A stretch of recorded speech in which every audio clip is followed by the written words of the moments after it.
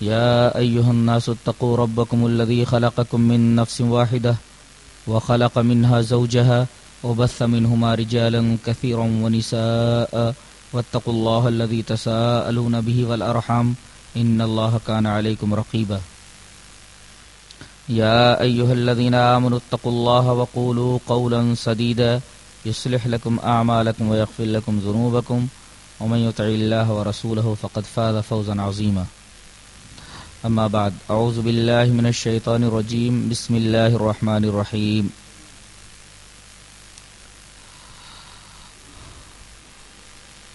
إن الصلاة تنهى عن الفحشاء والمنكر.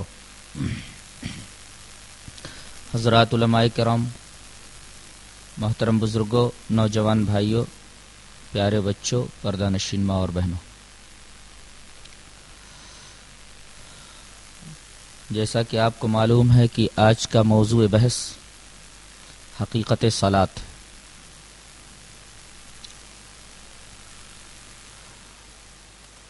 جس عبادت کو ہم نماز کہتے ہیں اس کو عربی زبان میں صلاۃ کہا جاتا ہے، اور جہاں تک میں سمجھتا ہوں اسے نماز نہ کہہ کر صلاۃ ہی کہا جائے.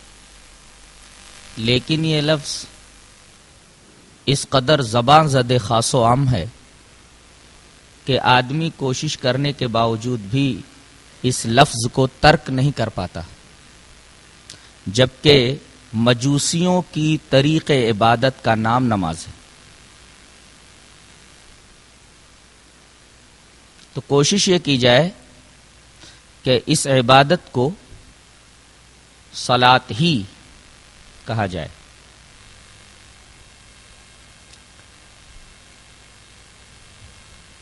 صلاۃ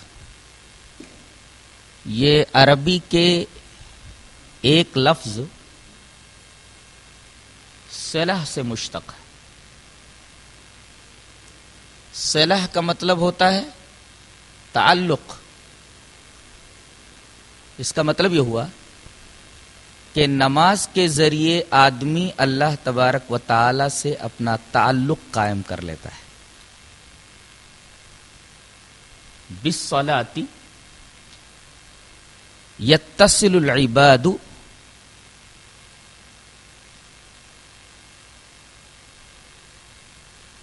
باللہ تبارک و تعالی.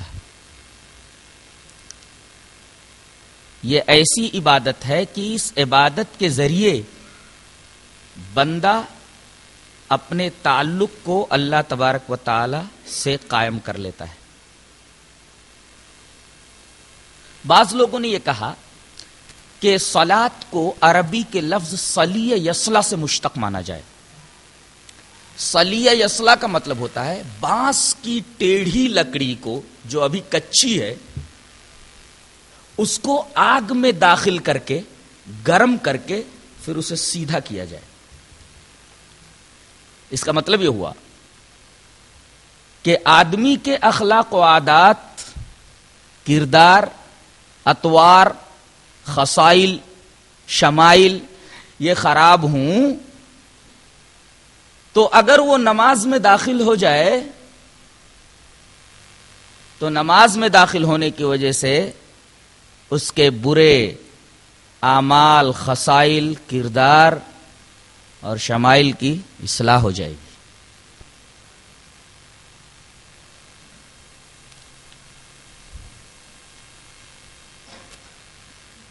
یہ تو تھی گفتگو لفظ صلاۃ کے مشتق بنوں پر کہ یہ لفظ عربی کے کن کن مادوں سے نکلا ہے.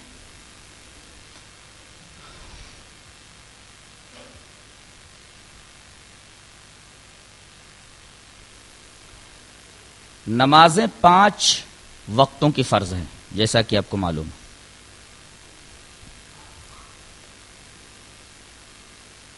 اس کی اہمیت کے بارے میں میں چاہتا ہوں کہ ایک بات آپ کے گوش گزار کر دوں.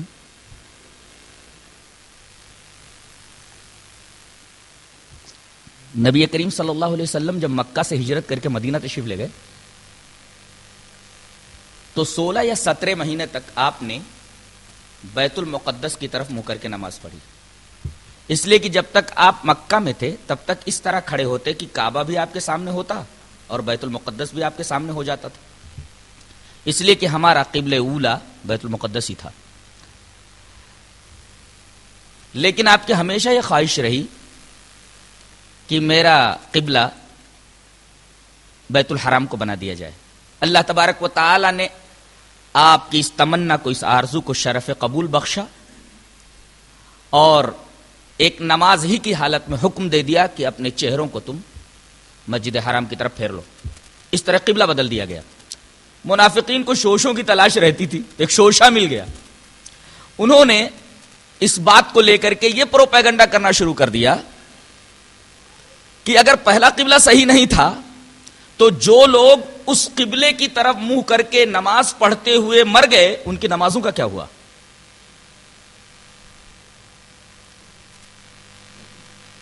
کچھ مسلمان بھی اس پروپیگنڈے سے متاثر ہوئے۔ اللہ تبارک و تعالی نے آیت نازل فرمایا وما کان اللہ لیضیع ایمانکم، اللہ کو کیا پڑی ہے کہ تمہارے ایمان کو ضائع کرے۔ غور کریں، یہاں اللہ تبارک و تعالی نے نماز کو ایمان کہا ہے۔ سوال یہ تھا کہ ہماری نمازوں کا کیا ہوا؟ جواب یہ اللہ تمہارے ایمان کو ضائع نہیں کرے گا، صلاۃ بین ہی ایمان ہے۔ اور یہ نقطہ بھی معلوم ہوا کہ ایمان گھٹتا بڑھتا رہتا ہے۔ اگر صلاۃ کو ایمان کہا گیا ہے تو کچھ لوگ صلاۃ پر زیادہ توجہ کرتے ہیں، کچھ لوگ سست ہوتے ہیں، کچھ لوگ تہجد گزار ہوتے ہیں وغیرہ وغیرہ۔ تو جیسے جیسے وہ نمازوں کے اندر اضافہ کرتا جائے گا اللہ تبارک و تعالی سے قریب ہوتا جائے گا۔ ما زال عبدی یتقرب الی بالنوافل، جیسے جیسے آدمی نمازیں پڑھتا رہتا ہے، نوافل پڑھتا رہتا ہے، اپنے رب سے قریب ہوتا جاتا ہے، اس کا ایمان بڑھتا رہتا ہے۔ یہ آیت کریمہ بتا رہی ہے کہ ایمان گھٹتا بڑھتا ہے، اس لیے کہ اللہ نے صلاۃ کو ایمان کہا ہے۔ اور وہ لوگ جو صلاۃ کے تارک ہیں در حقیقت ان کے پاس ایمان نہیں ہے۔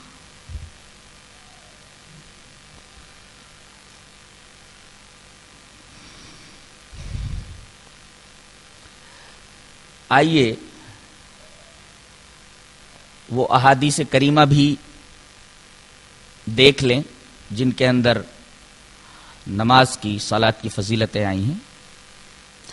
ایک حدیث اس طرح ہے، وعن علی بن ابی طالب رضی اللہ تعالی عنہ قال من کان آخر کلام النبی صلی اللہ علیہ وسلم الصلاۃ وما ملکت ایمانکم، رواہ ابن ماجہ فی کتاب الجنائز۔ حضرت امام ابن ماجہ اس حدیث پاک کو کتاب الجنائز میں لائے ہیں اور راوی حضرت علی ابن ابی طالب ہیں۔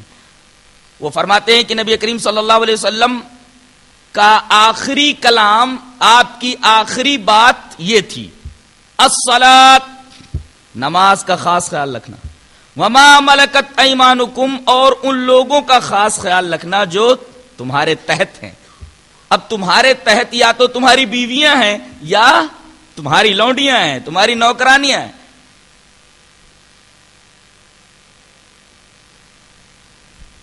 اس عموم کے اندر وہ تمام لوگ آ گئے جو انسان کے ماتحت ہوا کرتے ہیں، خاص طور سے انسان کی بیوی اور انسان کی لونڈی، نوکرانی۔ تو نماز کا خاص خیال رکھنا اور جو تمہارے ماتحت ہیں خاص طور سے تمہاری بیویاں، تمہاری لونڈیاں، ان کے ساتھ ہمیشہ حسن سلوک کرنا، ان کو تکلیف مت پہنچانا، ان کو نہیں ستانا۔ نالائق اولاد بھی ہو، ناخلف اولاد بھی ہو، تو اپنے بزرگوں کی ایسی بات کو جو انہوں نے مرتے وقت کہی ہو بڑا لحاظ، بڑا پاس رکھتے ہیں۔ لیکن یہ مسلمانوں کی بہت بڑی بدقسمتی ہے کہ نبی کریم صلی اللہ علیہ وسلم نے انتقال فرماتے وقت جس بات کی خاص تاکید کی تھی کہ اس سے غافل مت ہونا، آج مسلمان انہی چیزوں سے انتہائی غافل ہے. یہ ہمارے نالائق ہونے اور ہمارے ناخلف ہونے کی دلیل ہے.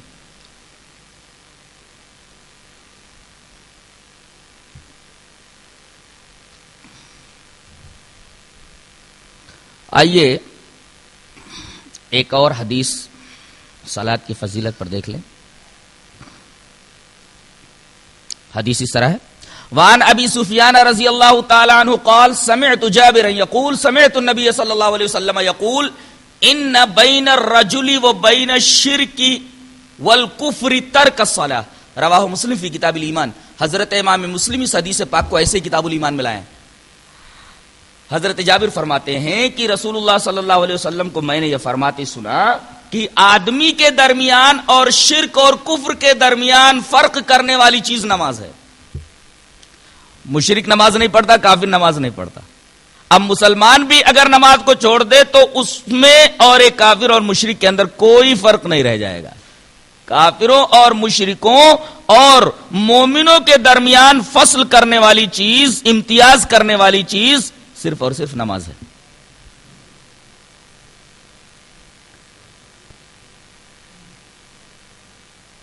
تیسری حدیث،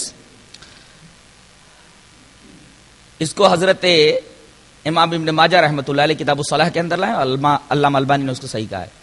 حدیث اس طرح ہے: وعن انس بن حکیم الضبی قال قال لي ابو ہریرہ رضی اللہ تعالی عنہ اذا اتيت اهل مصر فاخبرهم اني سمعت رسول الله صلى الله عليه وسلم يقول ان اول ما يحاسب به العبد المسلم يوم القيامه الصلاه المفروضه فان اتمها والا قيل انظروا هل له من تطوع فان كان له تطوع اكملت الفريضه من تطوعه ثم يفعل بسائر الاعمال المفروضه كذلك رواه ابن ماجہ فی کتاب الصلاۃ وقال الالبانی هذا حدیث صحیح. حضرت ابو ہریرہ رضی اللہ تعالیٰ عنہ کے بارے میں حضرت انس ابن حکیم ضبی کہتے ہیں کہ انہوں نے مجھ سے کہا کہ جب تم اپنے شہر جانا تو لوگوں سے یہ کہہ دینا کہ میں نے نبی کریم صلی اللہ علیہ وسلم کو یہ فرماتے سنا ہے کہ قیامت کے دن مسلمان بندے سے سب سے پہلے فرض نماز کے بارے میں محاسبہ کیا جائے گا. اگر اس کی نماز پوری نکلی تب تو کوئی بات نہیں. فَإِنْ أَتَمَّهَا اگر اس کی نماز کامل نکلی تب تو کوئی بات نہیں. وَإِلَّا قِيلَ ورنہ کہا جائے گا کہ اس کی نمازوں کے اندر کچھ کمیاں ہیں، کچھ خامیاں ہیں، کچھ نقائص ہیں، تو ذرا دیکھو کہ کچھ نفلی نمازیں بھی ادا کی ہیں، کچھ سنتیں بھی پڑھی ہیں، نوافل بھی پڑھی ہیں، تہجد بھی ادا کیا ہے، اشراق وغیرہ پڑھا ہے، ذرا دیکھو. انظروا هل له من تطوع فرض نمازوں کے علاوہ بھی کچھ عبادتیں اس کے پاس ہیں کہ اس کی فرض نمازوں کے نقائص کو اور عیوب کو، خامیوں اور خرابیوں کو دور کیا جا سکے. فَإِنْ كَانَ لَهُ تَطَوُّعٌ اگر اس کے پاس نفلی نمازیں ہوں گی تو اکملت الفریضۃ من تطوعہ تو اس کی فرض نمازوں کو کامل بنا دیا جائے گا اس کی نفلی نمازوں کے ذریعے. اور اسی طرح تمام فرض عملوں کے بارے میں کیا جائے گا. اگر زکوٰۃ کے اندر کمی ہے تو اللہ دیکھے گا کہ اس کی زکوٰۃ کے اندر کمی ہے تو فرشتوں کو حکم دے گا ذرا دیکھو اس کے پاس نفلی صدقات وغیرہ بھی ہیں. زکوٰۃ جو کہ فرض تھی اسے تو ادا کیا ہی کرتا تھا، اب ذرا دیکھو کہ اس نے نفلی صدقات وغیرہ بھی کیے ہیں تاکہ زکوٰۃ کے اندر جو خامیاں اور خرابیاں رہ گئی تھی نفلی صدقات کے ذریعے اس فرض عبادت کو، جو مالی عبادت ہے، اس کی تکمیل کی جا سکے. اسی طریقے سے حج کے اندر اگر کوئی کمی ہے تو اس کے نفلی حج وغیرہ دیکھے جائیں گے. تمام فرض عملوں کے ساتھ ایسا ہی کیا جائے گا. یہ حدیث اولاً تو یہ بتا رہی ہے کہ نماز سب سے اہم عبادت ہے، توحید کے بعد اسی کا نمبر ہے، اور قیامت کے دن سب سے پہلے اسی کے بارے میں سوال کیا جائے گا. اور دوسرا مسئلہ یہ نکلا کہ فرض نمازوں کے علاوہ آدمی کو نفلی عبادتوں کی طرف بھی توجہ کرنی چاہیے، اس لیے کہ اگر فرض عبادتوں کے اندر کچھ خامیاں رہ گئیں، کچھ کمیاں رہ گئیں، تو نفلی عبادات کے ذریعے ان کمیوں کو اور ان نقائص کو پورا کیا جائے گا. یہاں ٹھہر کر ایک سوال کا جواب لے لیتے ہیں. ایک روایت کے اندر یہ آتا ہے کہ قیامت کے دن سب سے پہلے خون کے بارے میں، قتل کے بارے میں سوال کیا جائے گا، قتل کے بارے میں محاکمہ ہوگا، قتل کے بارے میں محاسبہ ہوگا. وہ روایت کہاں ہے؟ روایت اس طرح ہے. وعن عبداللہ رضی اللہ تعالی عنہ قال قال رسول اللہ صلی اللہ علیہ وسلم ان ما يحكم بین العباد یوم القیامت فی الدماء رواہ الترمذی فی کتاب الدیات. جہاں دیات کا بیان ہے وہاں حضرت امام ترمذی اس حدیث پاک کو لائے. کتاب الدیات کے اندر یہ روایت حضرت عبداللہ ابن مسعود سے موجود ہے. حضرت عبداللہ ابن مسعود فرماتے ہیں کہ رسول اللہ صلی اللہ علیہ وسلم نے ارشاد فرمایا کہ قیامت کے دن سب سے پہلے بندوں کے درمیان جس چیز کے بارے میں فیصلہ اللہ تبارک و تعالیٰ فرمائے گا وہ فیصلہ خون کے بارے میں ہوگا. ایک حدیث بتا رہی ہے کہ نماز کے بارے میں سب سے پہلے محاسبہ ہوگا، اور یہ حدیث بتا رہی ہے کہ سب سے پہلے خون کے بارے میں فیصلہ ہوگا. بظاہر دونوں حدیثیں متعارض ہیں. جواب اس کا یہ ہے کہ عبادات کے معاملے میں سب سے پہلے نماز ہی کے بارے میں محاسبہ ہوگا، حقوق اللہ میں سب سے پہلے نماز کے بارے میں محاسبہ ہوگا، اور حقوق العباد کے تعلق سے سب سے پہلے خون کے بارے میں فیصلہ ہوگا. لہذا دونوں حدیثوں میں کوئی تعارض نہیں ہے.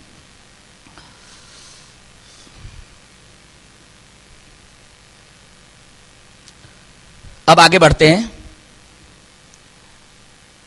نماز کی اہمیت دیکھ لیتے ہیں. نماز کتنی اہمیت کی حامل ہے.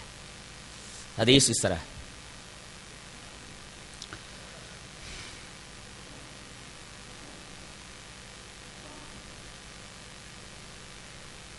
وان انس رضی اللہ تعالی عنہ انہ سمع ابا ہریرہ رضی اللہ تعالی عنہ یقول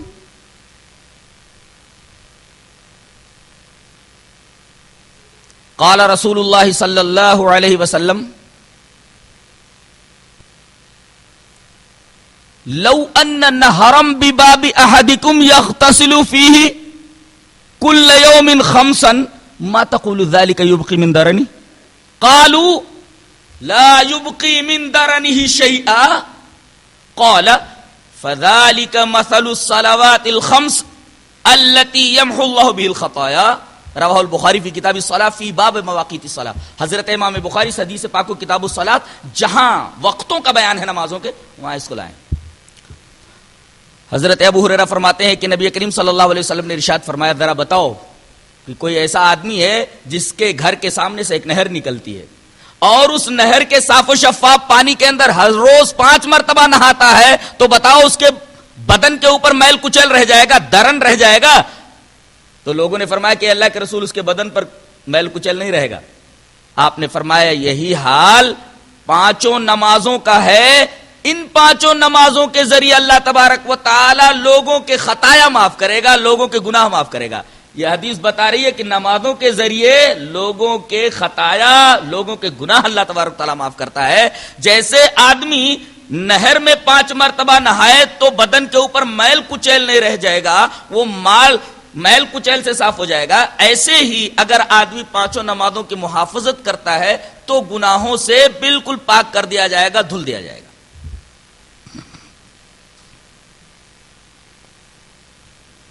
لیکن اس کے لیے ایک شرط ہے، نماز اسی طریقے سے ادا کرنا ہے جیسے نبی کریم صلی اللہ علیہ وسلم نے پڑھی ہے، ادا کی ہے. دلیل ملاحظہ. ان ابی قلابۃ حدثنا ابو سلیمان مالک بن الحویرث قال، یہ سند ہے حدیث کی.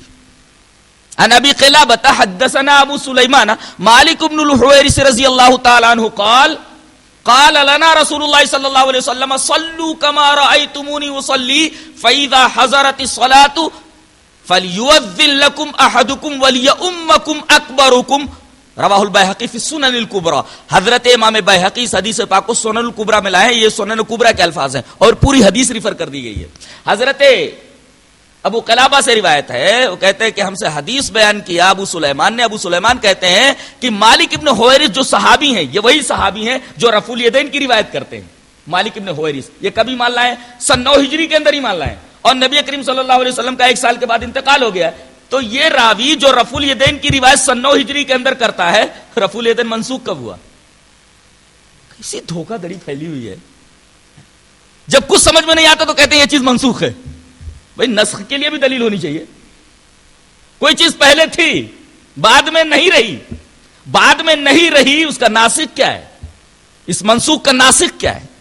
تو حضرت ابو قلابہ روایت کرتے ہیں کہ ہم سے حدیث بیان کیا ابو سلیمان نے. وہ کہتے ہیں کہ ہم سے بیان کیا مالک ابن حویرث نے کہ نبی کریم صلی اللہ علیہ وسلم نے ہم سے کہا, قال لنا رسول اللہ صلی اللہ علیہ وسلم, رسول اللہ صلی اللہ علیہ وسلم نے ہم سے فرمایا کیا؟ صلو کما رأیتمونی اصلی, تم لوگ ویسے ہی نماز پڑھو جیسا کہ تم مجھے پڑھتے ہوئے دیکھ رہے ہو. یہ حکم کس کے لیے ہے؟ یہ حکم دنیا کے تمام مسلمانوں کے لیے ہے. عرب والوں کے لیے بھی ہے, عجم والوں کے لیے بھی ہے, مدینہ والوں کے لیے بھی ہے, مکہ والوں کے لیے بھی ہے, ہندوستان والوں کے لیے بھی ہے, پاکستان والوں کے لیے بھی ہے, اندلس والوں کے لیے بھی ہے, دنیا کے تمام لوگوں کے لیے. اور کب تک کے لیے یہ حکم ہے؟ قیامت تک آنے والے لوگوں کے لیے ہے. اب سوال یہ ہے کہ نبی نے تو یہ کہا کہ نماز تم سب, جو میرے زمانے میں ہو وہ بھی سن لو, جو بعد میں آنے والے ہو وہ بھی سن لو, جو قیامت کے قریب آنے والے ہیں وہ بھی سن لیں, کہ اسی طریقے سے نماز پڑھنا ہے جس طریقے سے مجھے تم لوگوں نے نماز پڑھتے ہوئے دیکھا ہے. بعد میں آنے والے دیکھیں گے کیسے؟ ہم لوگوں نے دیکھا ہے؟ نہیں دیکھا ہے. کن لوگوں کے کہنے کے اوپر ہم یہ عمل کر رہے ہیں؟ مکہ اور مدینہ میں موجود صحابہ کرام رضوان اللہ تعالی علیہم اجمعین کے کہنے کی وجہ سے ہم ایسا کر رہے ہیں. ہم نے تو دیکھا نہیں ہے. گویا کہ یہ رویت سمعی ہے, اور رویت سمعی اس حدیث پاک سے معتبر قرار دی جا رہی ہے اور اس حدیث سے معتبر مانی جا رہی ہے. صلو کما رأیتمونی اصلی, تم لوگ اسی طرح نماز پڑھو جس طریقے سے تم مجھے نماز پڑھتے ہوئے دیکھ رہے ہو. ہم نے تو دیکھا نہیں. اس کا کیا مطلب ہوگا؟ وہی مطلب ہوگا جو ابھی میں نے بیان کیا. اور آگے نبی کریم صلی اللہ علیہ وسلم نے ارشاد فرمایا, جب نماز کا وقت آ جائے, فَإِذَا حَضَرَتِ الصَّلَاةُ, نماز کا جب وقت آ جائے تو تم میں سے ایک آدمی اذان دے, اور تم میں جو بڑا ہو وہ امامت کرے. اس میں ترتیب ہے. حنفیہ نے تو بہت لمبی فہرست بنائی ہے. پہلے یہ دیکھا جائے گا کہ ان میں سب سے بڑا عالم کون ہے, اس کے بعد یہ دیکھا جائے گا اس میں سب سے بڑا قاری کون ہے, یہ دیکھا جائے گا کہ سب سے بڑا عمر میں کون ہے, اس کے بعد یہ دیکھا جائے گا کہ ان میں سب برابر ہے تو ان میں سے بیوی کس کی سب سے زیادہ حسین ہے. اللہ اکبر, ایک لمبا سلسلہ. انا للہ و انا الیہ.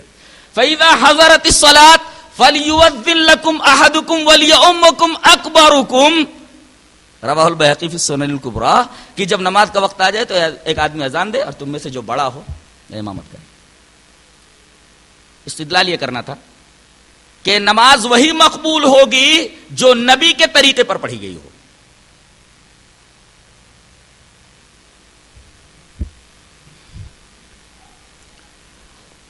اگر نبی کے طریقے پر نماز نہیں پڑھی گئی ہے تو ہم تو یہ نہیں کہہ سکتے کہ بھئی وہ نماز ہوئی کہ نہیں ہوئی, لیکن اتنا کہیں گے کہ یہ نماز خلاف سنت ہوئی ہے.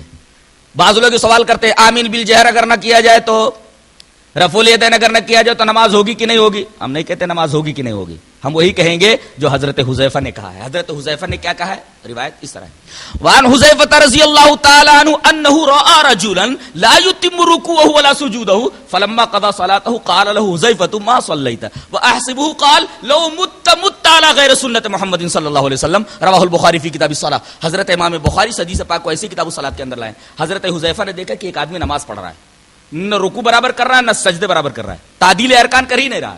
ہمارے ہاں تعدیل ارکان نماز کے لیے شرط ہے. اگر تعدیل ارکان نہ پایا جائے تو اذا فات الشرط فات المشروط. اگر شرط نہیں ہے تو مشروط بھی نہیں، نماز نہیں ہوگی. تو وہ رکوع سجدے برابر نہیں کر رہا تھا.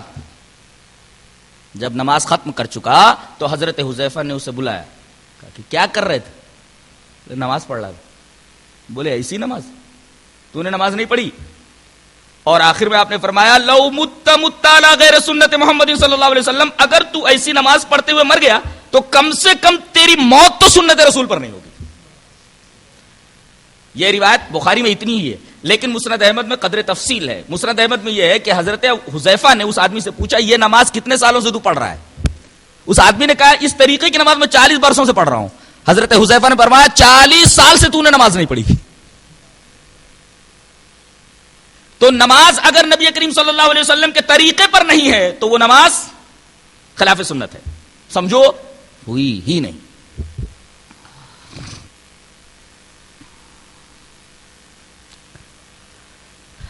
نماز کی فضیلت پر ایک اور دلیل.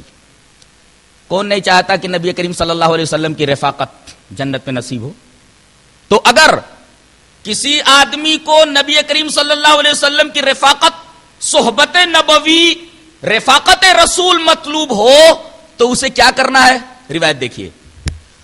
مع ربیعۃ بن کعب الاسلمی رضی اللہ تعالی عنہ قال كنت ابیت مع النبی صلی اللہ علیہ وسلم فآتیہ بوضوئہ وبحاجتہ فقال صلنی قلت فإني أسألك مرافقتك في الجنة فقال وغير ذلك قلت هو ذاك قال فأعني على نفسك بكثرة السجود رواہ مسلم فی کتاب الوضو. حضرت امام مسلم اس حدیث پاک کو ایسے کتاب الوضو کے اندر لائے ہیں. حضرت ربیعہ ابن کعب اسلمی فرماتے ہیں کہ میں نبی کریم صلی اللہ علیہ وسلم کے ساتھ سوتا تھا اور جب آپ کو وضو کی ضرورت پڑتی تو میں پانی لا کر دے دیتا. آپ حاجت کے لیے جانا چاہتے، پیشاب پاخانے کے لیے، تو میں پانی لے کر کے آپ کے ساتھ چلتا اور آپ مجھ سے پانی لے لیتے اور آگے بڑھ جاتے تھے. ایک دفعہ آپ نے بڑے پیار سے مجھ سے کہا سلنی، اسے کچھ مانگو. انہوں نے دیکھا موقع بہت اچھا ہے، نبی نے خود کہہ دیا ہے مانگو. کہنے لگے کہ اللہ کے رسول مانگوں؟ جنت میں آپ کے ساتھ رہنا چاہتا ہوں، مجھے آپ کی رفاقت چاہیے جنت کے اندر، میں جنت میں آپ کے ساتھ رہنا چاہتا ہوں. دنیا نہیں مانگا انہوں نے، مانگا تو رفاقت نبوی مانگی تو صحبت نبوی مانگی جنت کے اندر. اس سے پتا چلتا ہے کہ صحابہ کرام رضوان اللہ تعالی علیہم اجمعین جنت سے کتنی محبت کرتے تھے، رسول سے کتنی محبت کرتے تھے، اور آخرت کو ہمیشہ کس طرح پیش نظر رکھتے تھے، اور آخرت کو دنیا پر کس طرح مقدم کرتے تھے، اور دنیا پر آخرت کو کس طرح ترجیح دیتے تھے. نبی کریم صلی اللہ علیہ وسلم نے فرمایا اس کے علاوہ کوئی چیز مانگو، بہت بڑی چیز ہے یہ، کوئی چیز اس کے علاوہ مانگو. کہا نہیں اللہ کے رسول مجھے یہی چاہیے. قلت ہوا ذاک، اب آپ بولے ہیں سلنی تو مجھے بس یہی چاہیے. تو نبی کریم صلی اللہ علیہ وسلم نے یہ نہیں فرمایا کہ جاؤ میں نے دے دیا. مشرک جو ہے یہی رک جاتا ہے استدلال پر. کیا بولتا ہے؟ دیکھو نبی باتائے الہی مختار کل ہیں، جس کو چاہے دے، جس کو چاہے نہ دے. نبی کریم صلی اللہ علیہ وسلم قاسم ہے اور اللہ موتی ہے، اللہ دے رہا ہے، رسول بانٹ رہا ہے. اب جو لینا ہو در مصطفیٰ سے لے لو. یہ استدلال طاہر القادری کا ہے جو اس زمانے کا سب سے بڑا فتنہ ہے. اب بتائیے انما انا قاسم واللہ یعطی، جیسا کہ میں اس کا جواب ایک دوسرے موقع کے اوپر دوں گا، ایک دوسرے ٹاپک کے اوپر بحث کرتے ہوئے، کہ جہاں یہ حدیث آئی ہے وہاں مال غنیمت کا بیان ہے. ایک خاص واقعے سے عام کے اوپر استدلال کرنا ایک طریقے سے حدیث میں تحریف ہے جو طاہر القادری نے کی ہے، اور یہ بہت بڑی جرات ہے. یہاں بھی وہی معاملہ ہے. نبی کریم صلی اللہ علیہ وسلم نے خاص موقع کے اوپر اپنے خادم سے کہا کہ کچھ مانگو، خادم نے مانگ لیا. اس سے اس خاص واقعے سے عموم کے اوپر استدلال کرنا حدیث کے اندر تحریف کرنے کے مرادف ہے. اور نبی نے یہ نہیں کہا کہ تو نے جو مانگا وہ میں نے دے دیا، بلکہ آپ یہ فرما رہے ہیں فَأَعِنِّي عَلَى نَفْسِكَ بِكَثْرَةِ السُّجُودِ، زیادہ نمازیں پڑھ کے، زیادہ سجدے کر کے تو اپنے اوپر میری مدد کر. یعنی نبی بھی محتاج ہے اس بات کا کہ اس کی مدد کی جائے زیادہ نمازیں پڑھ کر کے، کہ کل قیامت کے دن نبی سفارش کرتے ہوئے یہ کہے کہ اے اللہ تیرے اس بندے نے بہت زیادہ تیری عبادت کی ہے. ایک طریقے سے نبی کو درخواست کرنے کا موقع ملے گا، سفارش کا ایک نقطہ مل جائے گا. اس سے یہ ثابت نہیں ہوتا کہ نبی بات الہی مختار کل ہے. جو ایسی حدیثوں سے اس طریقے کا استدلال کرے، در حقیقت شرک کے مرض نے اس کے دل میں راہ پا لی ہے، بلکہ شرک نے اس کے دل میں گھر بنا لیا ہے، ٹھکانہ بنا لیا ہے.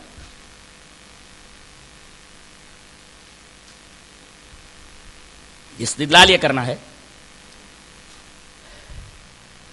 کہ جنت میں اگر رفاقت نبوی چاہیے، صحبت نبوی چاہیے، تو زیادہ سے زیادہ آدمی نمازیں پڑھے. آگے بڑھتے ہیں. ایک ہے وہ آدمی جو نماز کا سرے سے انکار کر دیتا ہے کہ شریعت میں نماز کا کوئی تصور نہیں ہے، ایسا آدمی کافر ہے. اگر اس کا یہ اعتقاد ہو کہ اسلام میں نماز کا کوئی ویلو نہیں ہے، کوئی اہمیت نہیں، تو ایسا آدمی کافر ہے. یا نماز کو مانتا ہے لیکن نماز کی تعویل کرتا ہے کہ نماز جو ہے 5 اوقات جو ایک مخصوص طریقے سے پڑھی جاتی ہے، یہ نماز کا مفہوم نہیں ہے، بلکہ نماز کا مطلب ہے لوگوں کی فلاح و بہبود. نماز کا مطلب ہی دوسرا بتاتا ہے، ایسا آدمی بھی کافر ہے. تو جو شخص دل سے نماز کی فرضیت کا انکار کر دے وہ بھی کافر. نماز کے لفظ کو مانتا ہے مگر اس کی تعویل کرتا ہے، ایسا مؤول بھی کافر ہے. تیسرا شخص وہ ہے جو نماز کو فرض مانتا ہے لیکن نماز کا تارک ہے. ایسا آدمی عملی کافر ہے. اتنا ہی کہوں گا، عملی کافر ہے. اس لیے کہ امام بخاری رحمت اللہ علیہ نے باب باندھا ہے، باب کفرن دون کفرن. اب ایسا آدمی جو نماز کی فرضیت کا دل سے قائل ہے، عملاً نماز کا تارک ہے، تو ایسا آدمی عملاً کافر مانا جائے گا، عملاً کافر ہے وہ. چوتھا آدمی وہ ہے جو نماز پڑھتا تو ہے مگر نماز میں ساہی ہے، جسے قرآن میں ساہون کہا گیا ہے. سستی کرتا ہے، غفلت کرتا ہے، جلدی جلدی نمازیں پڑھ لیتا ہے، تو ایسا آدمی منافق ہے. اور ایسے آدمی کے لیے ویل کی خوشخبری سنائی گئی. اور ایک آدمی ہے جو نماز دکھاوے کے لیے پڑھتا ہے، ایسا آدمی بھی منافق ہے. یراؤون الناس، ایسا آدمی بھی منافق ہے.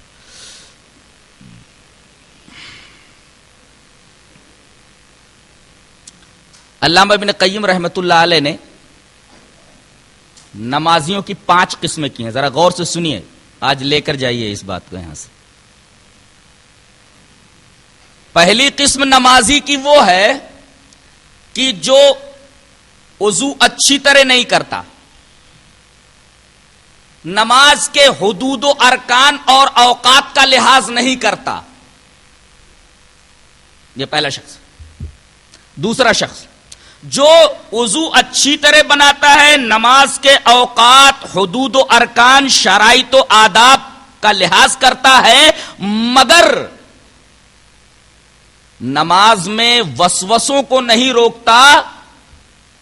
وسوسے آنا یہ کوئی خاص بات نہیں ہے، آدمی کے مومن ہونے کی دلیل ہے، لیکن وسوسے جب آئے تو نماز میں وسوسوں کو جھٹکنے کی کوشش کرے، پوری نماز کو وسوسوں کی نظر نہ کر دے، تو آدمی وضو اچھی طرح کرتا ہے، نماز کے حدود و ارکان، شرائط و آداب اور اوقات کا بھی لحاظ کرتا ہے، مگر جب وسوسے آتے ہیں نماز کی حالت میں تو ان وسوسوں کو اپنے سے دور نہیں کرتا، ذہن و دماغ سے، ذہن و قلب سے وسوسوں کو دور کرنے کی جد و جہد نہیں کرتا، بلکہ پوری نماز کو وسوسوں کی نظر کر دیتا ہے، یہ دوسرے قسم کا نمازی ہے۔ تیسرے قسم کا نمازی وہ ہے کہ نماز کے شرائط و آداب کا بھی لحاظ کرتا ہے، وضو بھی اچھی طرح بناتا ہے، حدود و ارکان اور اوقات کا بھی پاس و لحاظ کرتا ہے، وسوسے آتے ہیں تو ان وسوسوں سے لڑتا ہے، ایسا آدمی نمازی بھی ہے اور مجاہد بھی ہے، اس کو نمازی کا بھی ثواب ملے گا اور مجاہد کا بھی ثواب ملے گا، اس لیے کہ وہ وسوسوں سے لڑ رہا ہے۔ چوتھی قسم،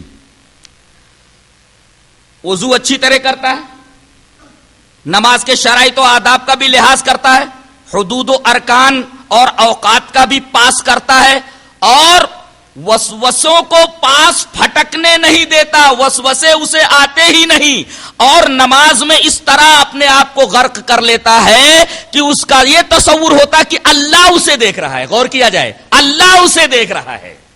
یہ چوتھی قسم ہے نمازی کی۔ پانچویں قسم، وضو اچھی طرح کرتا ہے، شرائط و آداب کو بھی پوری طرح برتتا ہے، حدود و ارکان اور اوقات کی بھی حفاظت کرتا ہے، وسوسوں کو اپنے پاس پھٹکنے بھی نہیں دیتا، اور نماز میں استغراق کی ایک کیفیت ہوتی ہے کہ اپنا دل اٹھا کر بارگاہ الہی میں رکھ دیتا ہے اور اپنے قلب کی آنکھ سے اللہ کا مشاہدہ کرتا ہے، جو حدیث جبرائیل میں آیا ہے کہ تصور یہ ہو کہ گویا تمہیں اللہ دیکھ رہا ہے، مگر تصور یہ ہو کہ تم اللہ کو دیکھ رہے ہو۔ یہ پانچویں قسم نمازی کی ہے۔ یہ پانچوں قسموں کے نمازی آپ کے سامنے ہیں۔ حضرت یہ فرما رہے کہ پہلا جو نمازی ہے وہ معاقب ہے، اور دوسرا جو نمازی ہے وہ محاسب ہے، اور تیسرا جو نمازی ہے وہ مجاہد مکفر عنہ ہے، اور چوتھا جو نمازی ہے وہ مصاب ہے، اور پانچواں جو نمازی ہے وہ مقرب بارگاہ الہی ہے۔ ارے کچھ سمجھ رہے ہو کہ میں چلا ہی رہا ہوں؟ اردو ہارڈ ہو گئی ذرا سی، نہیں؟ معاقب، سزا دیا جائے گا اس کو کہ اس نے وضو پورے کیوں نہیں کیے، حدود و ارکان اور شرائط کا پاس و آداب کیوں نہیں کیا، معاقب، سزا دیا جائے گا اس کو۔ اور دوسرا جو وسوسوں کو اپنے پاس سے نہیں ہٹاتا وہ آدمی محاسب ہے، قیامت کے دن اس سے حساب لیا جائے گا کہ تو نے وسوسے کیوں نہیں ہٹائے۔ اور تیسرا جو وسوسوں کو ہٹاتا رہتا ہے، جہاد بھی کرتا رہتا ہے شیطان سے اور نماز بھی پڑھتا رہتا ہے، ایسا نمازی مکفر عنہ ہے، اللہ اس کے گناہوں کو بخش دے گا، اللہ اس کے گناہوں کا کفارہ کر دے گا اس نماز کے ذریعے، مکفر عنہ ہے۔ اور چوتھے قسم کا نمازی جو ایسا ہو کہ اللہ اسے دیکھ رہا ہو، ایسی کیفیت بنتی ہو، تو وہ مصاب ہے۔ مصاب کا مطلب یہ کہ اس کے گناہوں کا کفارہ ہونے کے ساتھ ساتھ اسے اور اجر دیا جائے گا۔ اور آخری جو نمازی ہے وہ مقرب بارگاہ الہی ہے، اللہ تبارک و تعالیٰ کا بالکل قریبی ہے۔ اور یہی بات سورہ علق کے اندر اللہ تبارک و تعالیٰ نے ارشاد فرمایا کہ اگر تمہیں مجھ سے قریب ہونا ہے تو اس کی ایک ہی شکل ہے، واسجد واقترب، سجدہ کر اور مجھ سے قریب ہو جا۔ یہاں سجدہ بول کر کے، جز بول کر کے کل مراد لیا گیا، منطق میں جز بول کر کے کل بھی مراد لیا جاتا ہے، تو یہاں سجدہ بول کر کے پوری نماز مراد لی گئی ہے کہ تو سجدہ کر، اور چونکہ پوری نماز کا جزو اعظم سجدہ ہے، قیام میں ہے تو بس اللہ تبارک و تعالیٰ کے حضور کھڑا ہو گیا، یہ ذلت کی ابتدا ہے، رکوع میں گیا، یہ ذلت کا دوسرا نمبر ہے، اور جب سجدے میں چلا گیا تو اب ذلت کی انتہا ہو گئی، پستی کی انتہا ہو گئی، عبودیت کی انتہا ہو گئی، اور جب بندہ عبودیت کی انتہا کر دیتا ہے، تواضع اور انکسار کی انتہا کر دیتا ہے تو اللہ سے بہت قریب پہنچ جاتا ہے۔ لہذا سجدہ یہ ذلت کی انتہا ہے، لہذا یہ قربت کی بھی انتہا ہے، اللہ تبارک و تعالیٰ کے بہت زیادہ قریب پہنچ جاتا ہے سجدے کے۔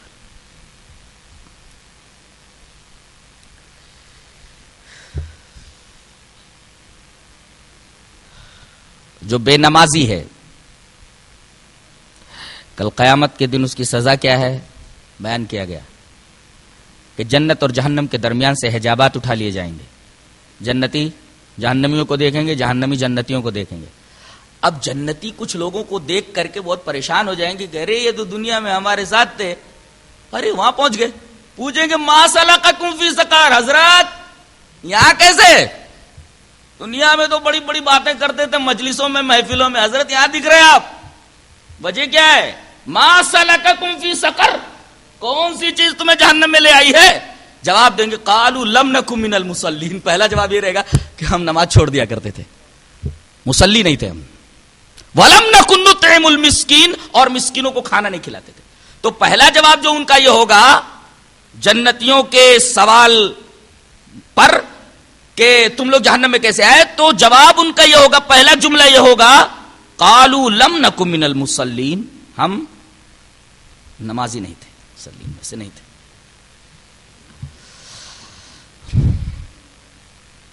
یہ تارک صلاۃ کے بارے میں وعید.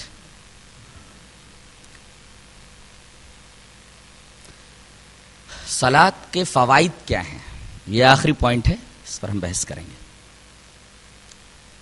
صلاۃ کے بے شمار فوائد. ایک فائدہ ہے اس کا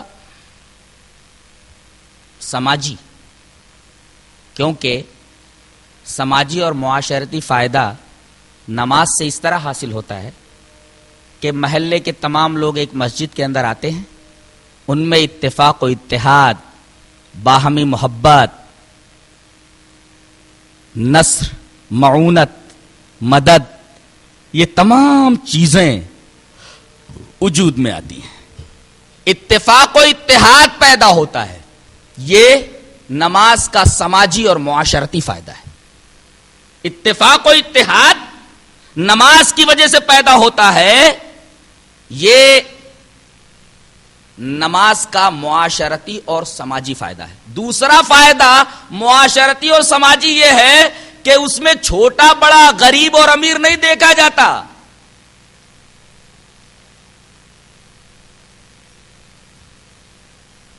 بندو صاحبو محتاجو غنی ایک ہوئے. بندو صاحبو محتاجو غنی ایک ہوئے, تیری سرکار میں پہنچے تو سبھی ایک ہوئے. در حقیقت نماز مساوات کا سبق دیتی ہے کہ آؤ میں تمہیں بتا دوں کہ یہاں کوئی چھوٹا نہیں, کوئی بڑا نہیں, یہاں اونچ نیچ نہیں, یہاں ذات پات نہیں, یہاں چھوت چھات نہیں, یہاں بھید بھاؤ نہیں. تو یہ معاشرتی اور سماجی فائدہ ہے جو صرف نماز سے ملتا ہے. اور اس کا ایک فائدہ مادی ہے. مادی فائدہ کیا ہے؟ اللہ تبارک و تعالی اس کے رزق کا ضامن ہو جاتا ہے.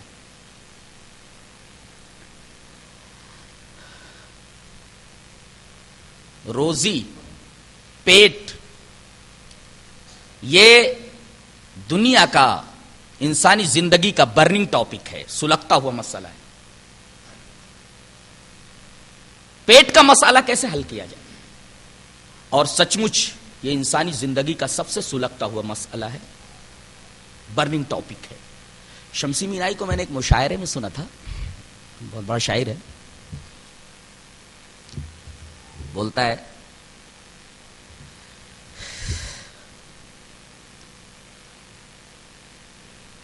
بھوک انسان کو مجبور بنا دیتی ہے, بھوک انسان کو مجبور بنا دیتی ہے, حد تہذیب سے کم بخت نکل جاتا ہے, اور شہر میں آگ جو لگتی ہے تو گھر جلتے ہیں, پیٹ کی آگ میں ایمان بھی جل جاتا ہے.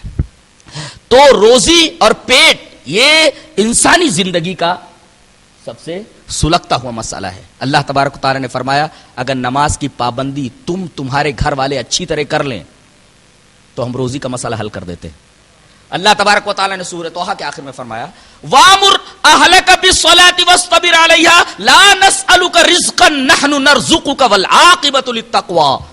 آیت کو پھر سے پڑھتا ہوں. وَأَمُرْ أَهْلَكَ بِالصَّلَاةِ وَاصْطَبِرْ عَلَيْهَا لَا نَسْأَلُكَ رِزْقًا نَحْنُ نَرْزُقُكَ وَالْعَاقِبَةُ لِلتَّقْوَىٰ. آپ اپنے اہل و عیال کو نماز کا حکم دیجئے, آپ خود نماز پڑھیے, اس کے اوپر جمے رہیے. وَاصْطَبِرْ عَلَيْهَا, آپ نماز کے اوپر جمے رہیے اور اپنے اہل و عیال کو, گھر والوں کو, گھر کے جتنے افراد ہیں سب کو نمازی بنا دیجئے, سچے پکے نمازی ہو جائیں. اب رہا پیٹ کا معاملہ, تو ہم پیٹ کا معاملہ یوں حل کریں گے. لا نسألک رزقا, ہم تم سے روزی نہیں مانگ رہے, نحن نرزقک, ہم تمہیں روزی دیں گے نا.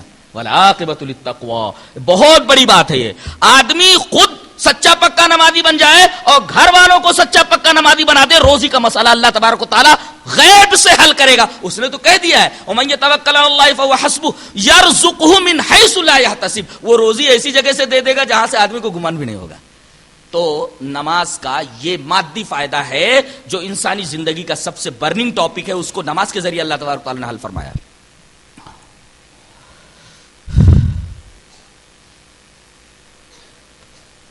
نماز کا ایک فائدہ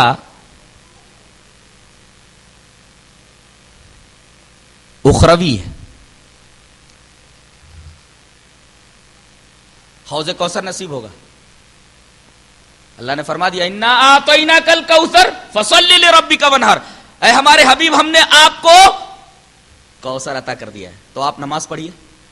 یعنی حوض کوثر ہم نے جو آپ کو عطا کر دیا ہے, اس کے بعد اللہ تبارک و تعالی نے جو نماز پڑھنے کا حکم دیا قابل غور ہے. یعنی جس کو حوض کوثر کا پانی چاہیے قیامت کے دن کی گرمی میں اسے چاہیے کہ نماز پڑھے, حوض کوثر نصیب ہوگا اسے. یہ اس کا اخروی فائدہ ہے.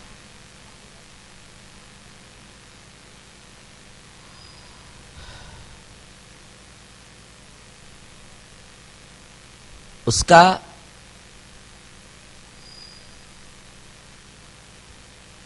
ایک فائدہ اور ہے جس فائدے کو ہم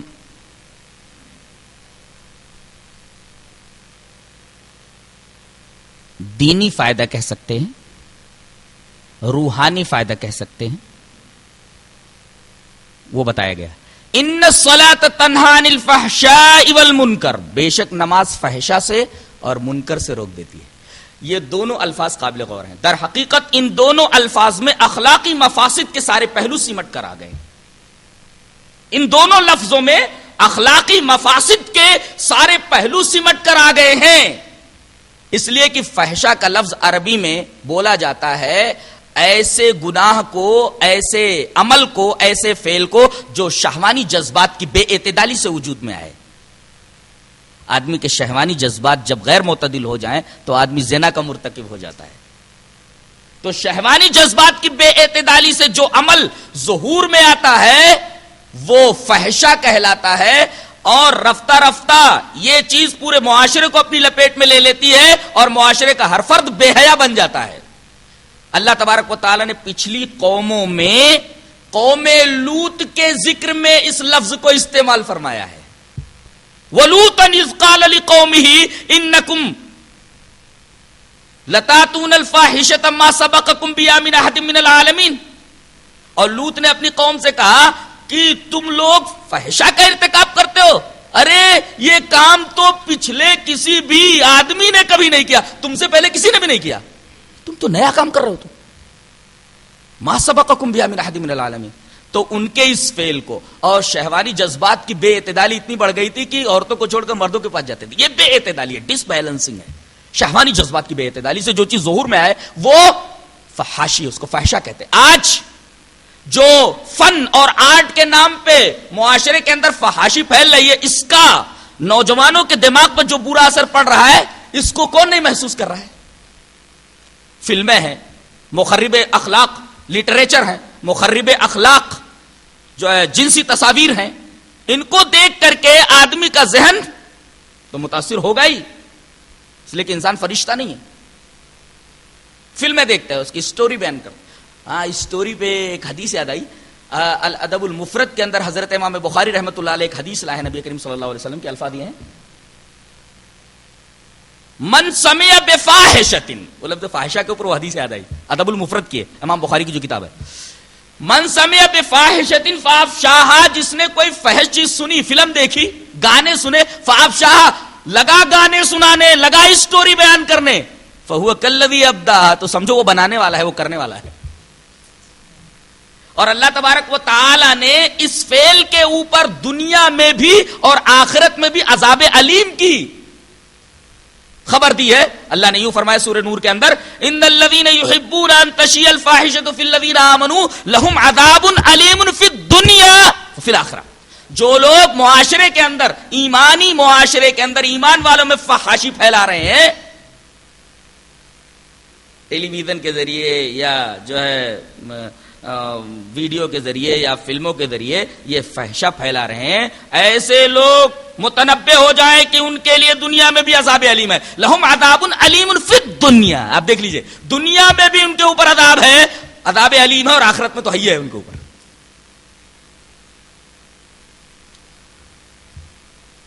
تو یہ لفظ جو ہے خاص طور سے قوم لوط کے لیے اللہ تبارک تعالیٰ نے استعمال فرمایا. شہوانی جذبات کی ڈس بیلنسنگ، شہوانی جذبات کی بے اعتدالی سے جو عمل ظہور میں آئے اس کو فحشہ کہتے ہیں. اور منکر کسے بولتے ہیں؟ منکر تو ہر برائی کو کہتے ہیں جو شریعت کی نگاہ میں ناپسندیدہ ہو، لیکن ان دونوں کا جب تقابل کیا جائے تو فحشہ تو کہیں گے جو جنسی جذبات کی، شہوانی جذبات کی بے اعتدالی سے عمل وجود میں آئے، اور منکر اس کے مقابلے میں کیا ہوگا؟ جو طمع، حرص، حب جاہ اور حب مال کی زیادتی سے ظہور میں آئے. اس کے لیے اللہ تبارک و تعالیٰ نے پچھلی قوموں میں، قوم عاد، قوم سمود کے ذکر میں یہ لفظ ارشاد کیا ہے، منکر. یعنی ان کے پاس پیسہ بہت آ گیا تھا، انہیں اپنی طاقت پر بڑا غرہ تھا. اللہ اتنا غرہ تھا وہ بہت زبردست ڈائلاگ مارتے تھے. کیا ڈائلاگ تھا ان کا؟ من اشد منا قوہ، ہم سے زیادہ طاقتور کون ہے؟ یہ بہت بڑا ڈائلاگ تھا. اللہ تبارک و تعالیٰ نے فرمایا اچھا تمہیں اپنی طاقت پر بڑا ناز ہے تو جان لو کہ ہماری بہت ساری نعمتیں ہیں، اور جو چیز جتنی زیادہ اہم ہوتی ہے نا اس کو اتنا ہی مصیبت تمہارے حق میں ہم بنا دیتے ہیں. ایک سوال یہاں ہے، اللہ کی سب سے بڑی نعمت ہوا ہے. ہوا کے بغیر آدمی چند منٹ زندہ نہیں رہ سکتا، مر جائے گا. اس کے بعد پانی کی ضرورت ہوتی ہے، درجہ ہے. اللہ کی سب سے بڑی نعمت ہوا کی، اس کے بغیر آدمی چند منٹ زندہ نہیں رہ سکتا. اس کے بعد اللہ کی سب سے بڑی نعمت ہے پانی. ہوا کے بغیر چند منٹ زندہ نہیں رہ سکتا، پانی کے بغیر تھوڑی دیر تک زندہ رہ سکتا ہے، پانی نہ ملے مر جائے گا. تیسرے نمبر پہ آگ ہے. دنیا اندھیری ہے، اندھیرے میں ٹامٹوئیاں مارتے ہوئے مر جائے گا. آگ ضروری ہے اس کے لیے. تیسرے نمبر پہ اللہ کی بہت بڑی نعمت. چوتھے نمبر پہ کھانا جو زمین سے پیدا ہوتا ہے. یہ چار بڑی بڑی نعمتیں اللہ تبارک تعالیٰ. اور قرآن میں غور کیجئے کہ ان چاروں بڑی نعمتوں کو اللہ نے چار قوموں کے لیے بہت بڑا عذاب بنا دیا. پانی کا عذاب نوح کے لیے حکم دے دیا کہ صرف اسپیڈ بڑھا دے بس، اور کچھ نہیں. ہوا کے لیے بھی اللہ اکبر.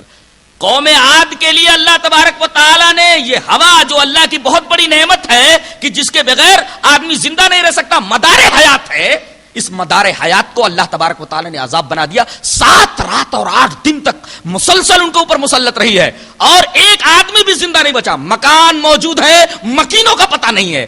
ہوا انہیں فضا میں اٹھا لے جاتی تھی اور وہیں سے زمین کے اوپر پٹک دیتی تھی. دونوں ٹانگیں پکڑ کر کے چیر کر کے ہوا میں فضا کے اندر پھیلا دیتی تھی. جب ایک آدمی بھی زندہ نہیں بچا تو بڑی شان سے فرمایا گیا فہل تری لہم من باقیہ، کسی کو باقی دیکھتے ہو؟ کیا عظمت ہے اللہ تبارک و تعالیٰ کی. سبحان اللہ عما یصفون. یہ عظمت ہے اللہ، کتنی شان ہے، کیا بے نیازی ہے، کیا بات ہے. بڑی شان سے فرمایا گیا فہل تری لہم من باقیہ، کوئی باقی بچا؟ ایک کو بھی زندہ نہیں چھوڑا گیا. ٹھیک ہے اللہ کیا ہے، قانون ہے، قانون امہال، ڈھیل دیتا ہے وہ، اس لیے کہ بندوں پر رحیم ہے نا. اب اس رحمت سے اس کے بہت ناجائز فائدہ اٹھا لے رہے لوگ. رحیم ہے، بخش دے گا، ٹھیک ہے بہت رحیم ہے، اس میں کوئی شک نہیں. اللہ تبارک تعالیٰ بہت رحیم ہے، اور ہم اس کی رحمت کے اوپر ہی تو جی رہے ہیں. بڑی امیدیں ہیں اس کی رحمت سے. اے اللہ بس ہم تیری رحمت کے اوپر زندہ ہیں، بس جو کچھ تھوڑے بہت اعمال ہو رہے ہیں اسے قبول فرما لے، بس الٹے پلٹے ہیں، بس تیری رحمت کے اوپر زندہ ہیں ہم. ہاں ویسے جانے انجانے میں جو گناہ ہم سے سرزد ہو جائیں اللہ تبارک تعالیٰ انہیں معاف فرما. وآخر دعوانا ان الحمدللہ رب العالمین.